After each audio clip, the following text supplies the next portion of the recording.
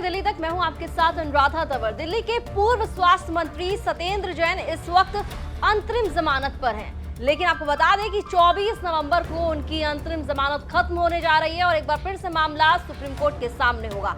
Supreme court में एक बार फिर से सत्येंद्र जैन की जमानत याचिका पर सुनवाई होगी, क्योंकि पिछली बार जब सुनवाई के लिए सत्येंद्र जैन पहुंचे थे सुप्रीम कोर्ट, तब सुप्रीम कोर्ट ने उनकी अंतरिम जमानत को एक्सटेंड कर दिया था 2 हफ्ते के लिए, यानी कि 24 नवंबर के लिए। अब 24 नवंबर कल ही है और चंद घंटों में सुप्रीम कोर्ट से सत्येंद्र जैन के लिए एक बड़ा फैसला आ सकता है। तो सुप्रीम कोर्ट में सत्येंद्र जैन के मामले में अब तक क्या कुछ हुआ है और सत्येंद्र जैन किस मामले में गिरफ्तार है, अब तक उनके केस में क्या कुछ हुआ है, वो जरा आपको ग्राफिक्स के जरिए समझाते हैं। 24 नवंबर को दिल्ली के पूर्व स्वास्थ्य मंत्री सत्येंद्र जैन को सुप्रीम कोर्ट से मिली अंतरिम जमानत खत्म हो रही है।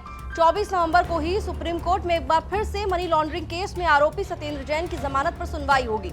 सत्येंद्र जैन को 26 मई को सुप्रीम कोर्ट से उनकी मेडिकल ग्राउंड पर गिरफ्तारी के बाद पहली बार 6 सप्ताह की अंतरिम जमानत मिली थी।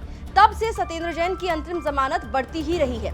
ईडी ने सत्येंद्र जैन को 30 मई 2022 को मनी लॉन्ड्रिंग के केस में गिरफ्तार किया था।